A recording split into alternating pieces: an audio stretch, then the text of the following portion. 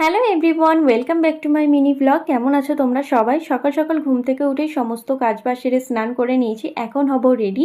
প্রথমেই আমি মেকআপ করে নিয়েছি। মেকআপটা অতটাও ভালো পারি না, যতটুকু পারি ততটুকুই চেষ্টা করেছি।